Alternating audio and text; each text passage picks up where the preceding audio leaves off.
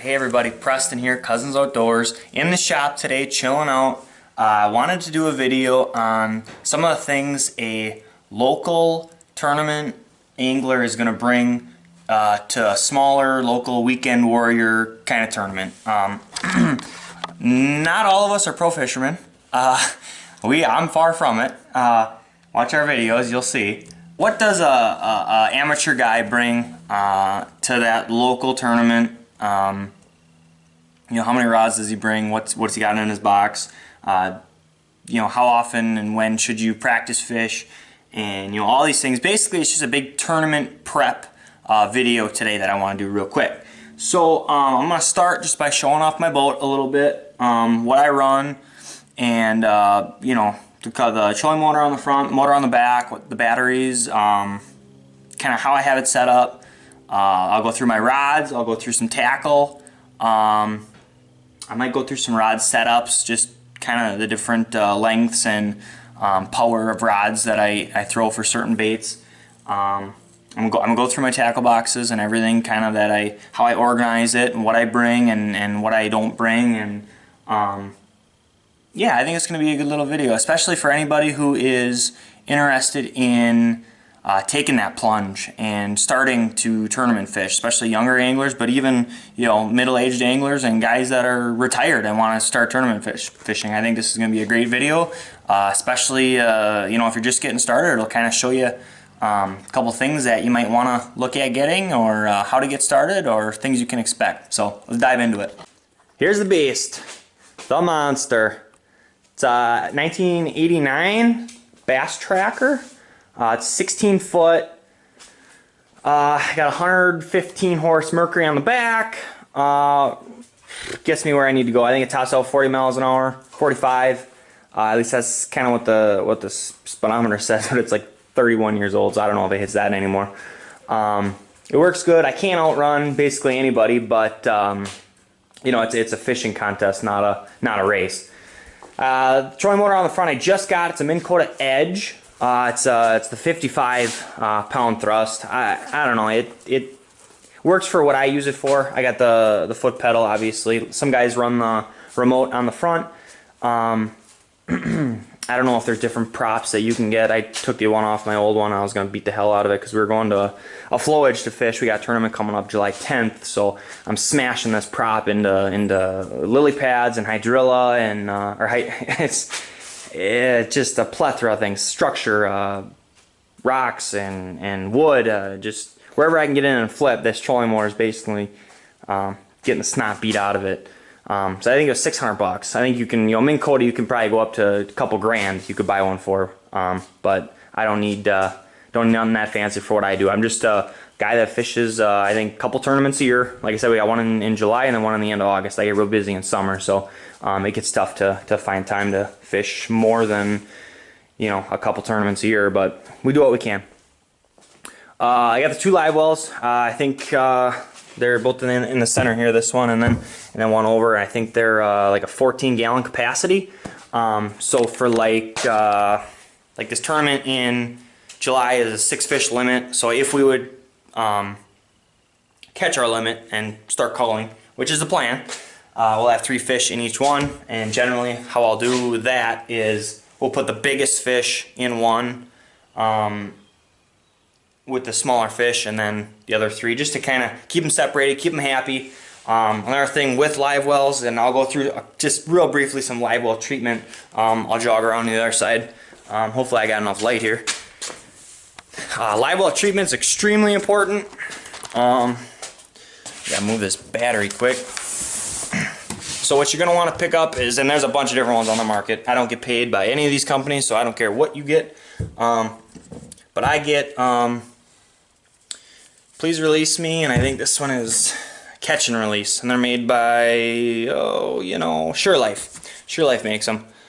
That one, just catch and release. And this is your general purpose. I wrote it right on there. You're going to take a cap full of this and throw it in your live well water.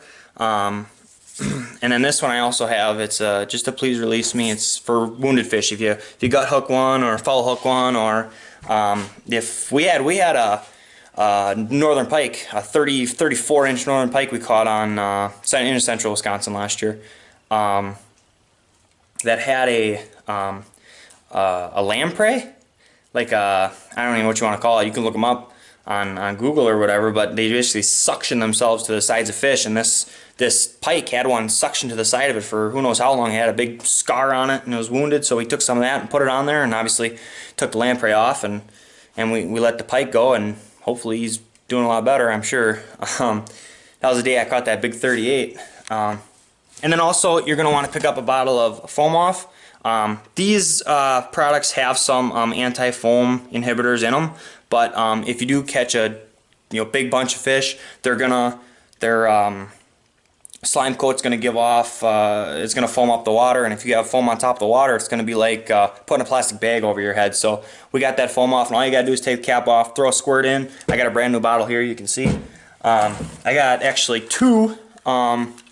These are thermometers. You just drop them in the water here, and yeah, this one only reads Celsius, so I had to do a little converting, but basically you're going to want to stay, I like keeping mine 60, 65 degrees. I think kind of the cooler the better. If you can keep them cooler than that, great, but generally in July and it's getting to be 95, 100 degrees, it's tough to keep your live well cool, but you got to do it. I also run a culling system.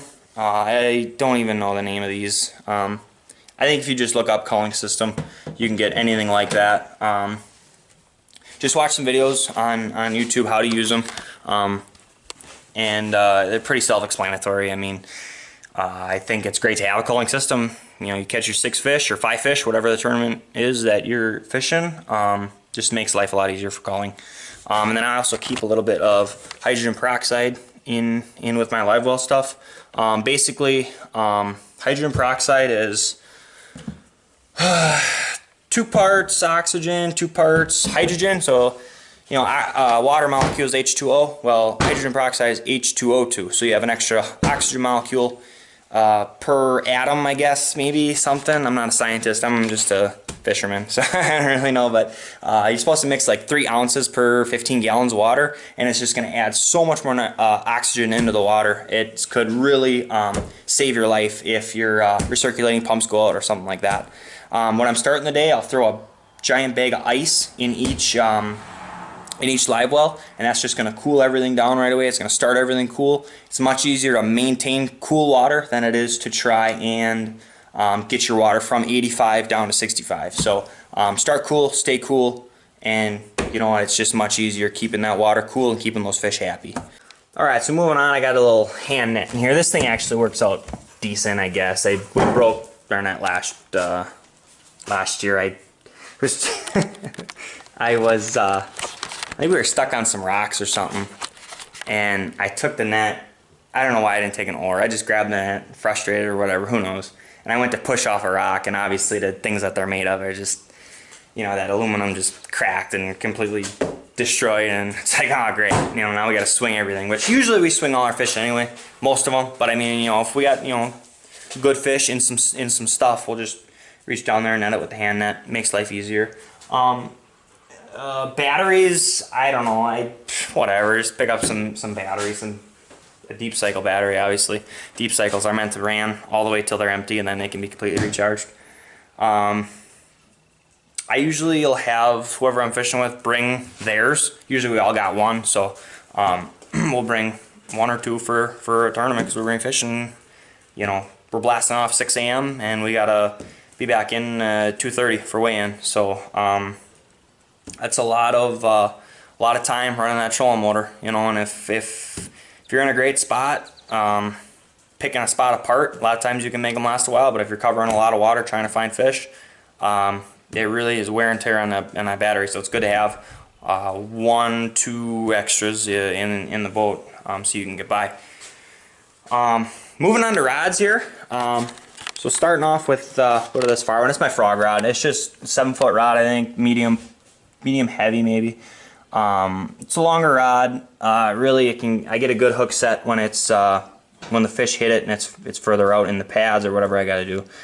This next one's a crankbait rod, I guess. I like this reel with the nice big handles on there. Makes crankies. I got a jerkbait on there right now. Actually, a real nice one. Really like the color of this jerkbait. This next one's my beef stick. I got a buzzbait on here now. Usually I don't put a buzzbait on something like that. This is like a heavy, actually it was a small musky rod. It was my like jerkbait musky rod, but it got converted down into my bass rod now. I got, I think, 60-pound braid on there. I use that one for punching through lily pads and it's my beef stick. They call it beef stick. It does a lot of work. It's definitely a different way of fishing, but it can be successful, especially when it's really hot. I got my spinning rod here. It's got a shaky head on it. I don't know, just my spinning rod. I got a long liter of fluorocarbon. No, maybe not a filament, actually. I think it's mono. Yeah, that's what I had laying around. Tied on with some braid. I tied, I think, a double uni knot. I think we might do a little video sometime here on knots. Just what we like to use. I think pretty much we all run Palomar knots going straight to braid, but when you got to tie on a leader, it's a double uni knot.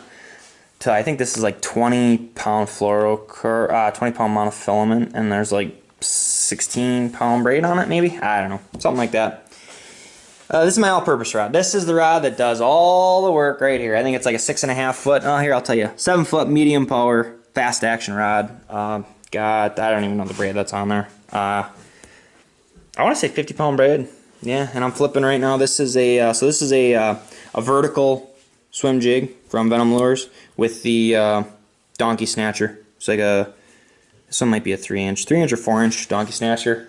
Those, I love those. They got kind of the ribbed body and then the paddle tail. I just absolutely love those. I never buy enough of them, and I buy too much. My wife will tell you.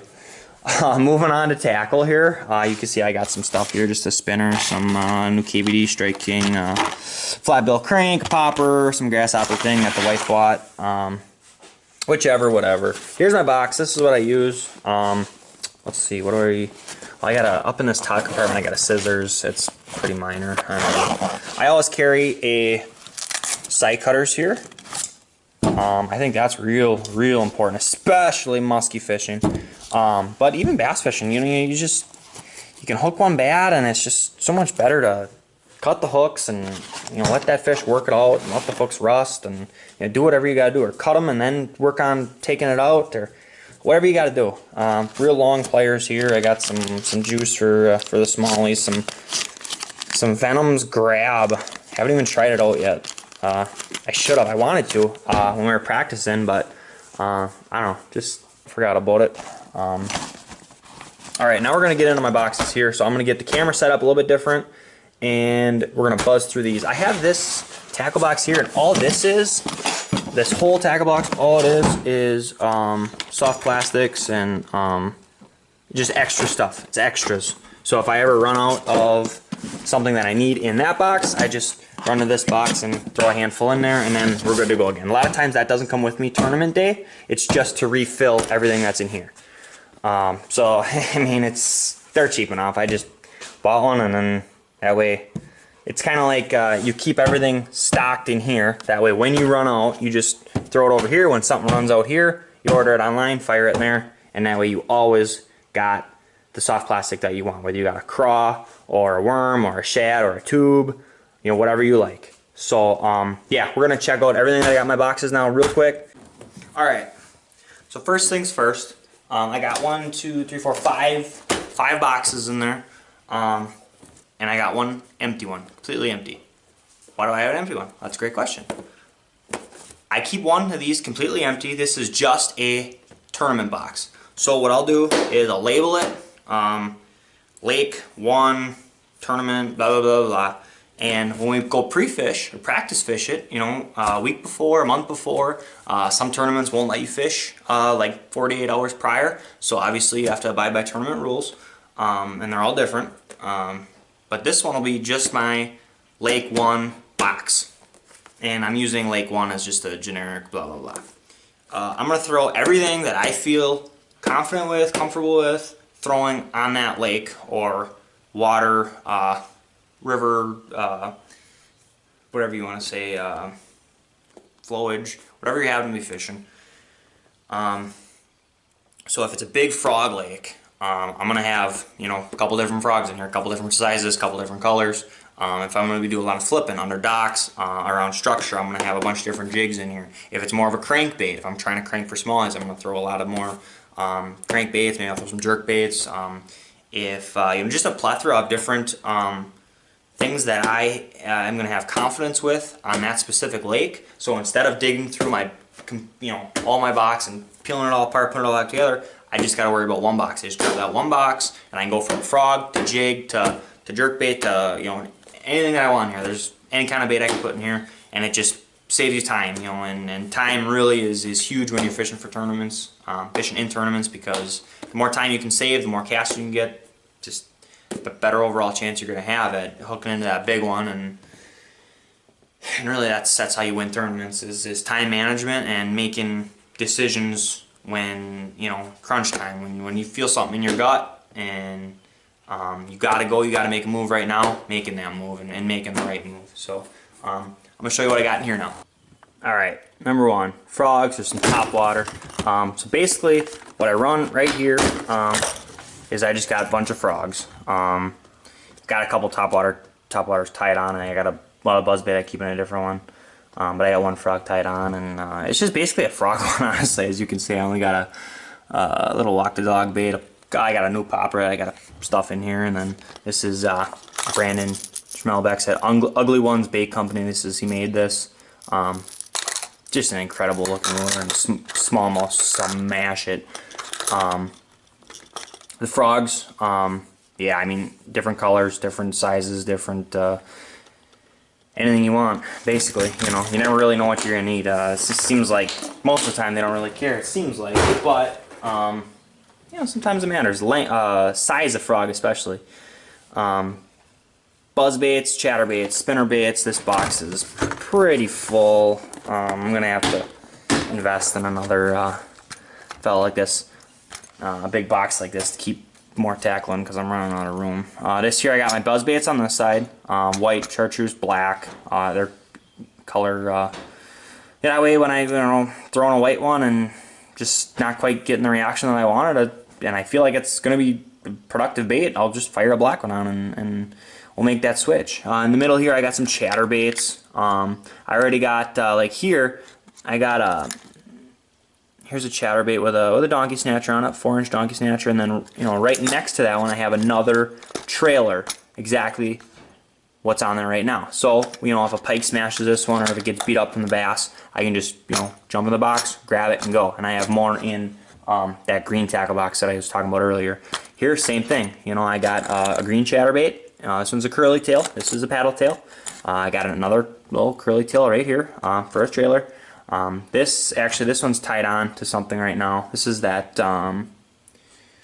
actually right here, there's a buzzbait tied on to one of my, and then this is a trailer for the buzzbait. So, I mean, sometimes I run a trailer with my buzzbait, sometimes I don't. I got a bunch of spinners in here, color coded again, lighter to dark. Just makes life easier for what I'm looking for, and that way it just saves on time, you know. Jerk baits, crankbaits. Alright, I don't have enough. I ordered a couple here. But yeah, jerk baits, crankbaits. I mean, it's pretty self-explanatory. These are all lipless crankbaits. Kind of, sorta in a colored, I guess. Here, this is I really like this peanut butter and jelly colored flat bill crank. This again, Ugly Ones Bait Company. Brandon, he'll get you hooked up. Message him on Facebook, and I mean, this thing is just looks freaking awesome in the water. And obviously, I got a super small one here. Got a real big one down here, different colors, blah, yada, yada, yada. A couple different cranks up on the top right. And this one too, same thing. This is a white one. And they look really good in the water. I really like those. Small ones, I really like them too. Next one, boom. Terminal tackle jigs. This is probably my favorite box. I'm in this one the most. I love throwing jigs. I love flipping and pitching, and getting snagged on crap. I spend half my day just picking these things out, but it's the same thing. So these are vertical jigs. These are swim jigs. The head is different on them. That's all you can see on the vertical jig. That head is a little more upright, and on the swim jig, oh no, there you go. That's a vertical jig. This is a swim jig right here. head's just a little bit different. So you got light to dark, pretty self-explanatory. Same thing. I got my terminal tackle. It kind of goes hand in hand. You got your jigs, and then I got my stuff for my Texas rigging all right here. I got some jig heads up here, some shaky heads, some drop shot weights and hooks and all that stuff right there. And the last box here that I got is just worms, shad, tubes, craw. I got a couple things rigged up in here, so like these worms up here on the top left. I got a jig head on there. I got a little bit bigger jig head on this one. They're all kind of sort of in a color arranged fashion. I got some gobies here. I got the crawfish. Obviously this one's already got a little head on it, and so tubes here. I got a peanut butter color, and then I don't know what color that is, but I don't know, it looks really nice. So I bought it. Add to cart. Some salamanders down here. Just a bunch of different colors. Everything's color coded. It's from light to dark. That way, that way when I know what I want to throw. Oh, hang on, my thing's all jacked up. There we go. Now you don't have to cock your head when you're looking at me. Everything's all got its place, and I keep it for frogs. Like in my box here, I got near the top, or the front, the top is like frogs in your top water, and then as you work down, you're gonna get into buzzbaits, chatterbaits, you're gonna get into your jigs, you're gonna get into your deeper diving crankbaits, and everything from front to back. That way, when I want to throw a frog on, I know, boom, I gotta go to the back of the box because that's where my frog's top water are. When I want to throw a jig, I go right to the middle, boom. It's my all-purpose. I just grab it and go. And if I'm throwing a chartreuse colored jig and I want to throw a black and blue, which is a color that just works like everywhere. I love throwing that black and blue jig. That's what I caught that 38-inch pike on, and just seems like they love that black and blue. I don't know why, what it imitates, what it looks like, but it doesn't matter what you have on it, either a shad or a craw or whatever you want. So really love that black and blue. That's what I'll start with. But if I have a white color on, I want to go to a black and blue, I just grab the box, open it up, boom, I know exactly where it's at, and that's just saving me time. Tie it on quick, boom, go. And I think that's time management is huge. If you can, instead of digging through your box, flipping, okay, looking, instead of spending 5 minutes to change the lure, it's taking you a minute and a half. Okay, well now, that's 3.5 minutes where you can spend pitching around a piece of wood, or if you're changing your baits 10 times a day, that's, it all adds up. It really does. And you're gonna be out there, like I said, we're blasting off 6 a.m. Weigh-ins at 2:30. You're out there. What's that, like 6.5 hours, 7.5 hours? So I mean, it's a lot of you're out there. You're constantly fishing. So you want to bring some food, some snacks. You want to bring plenty of water. Keep yourself hydrated. I got, the way my boat's set up, I got in my rod locker here. We'll put some rods, and then I got a compartment here for life vests. Yeah, we have to wear a life vest when the combustion engine is running. I think that's pretty standard. Your U.S. Coast Guard life vests, and among obvious things, check your tire pressures in your truck and your trailer, and you want to fill up with fuel. You want to fill oil up in your oiler for your combustion engine. You want to make sure your batteries are charged for your trolling motors.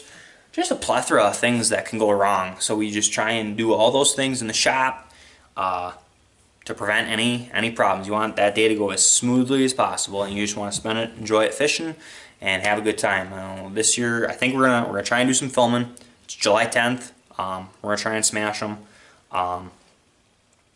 Last year, Briar won the big bass. It's a $520 fish he caught, 3.63 pounds. So we're looking to repeat the big bass, and we're hoping to dip into a little bit more of them. We got a lot better game plan this year. Last year we kind of went into it blindfolded, so we're really looking forward to this one. So we'll see everybody out there, and I think that's all I got for you guys. So make sure to hit like, subscribe. We really appreciate you. Comment, give us some feedback, and good luck fishing.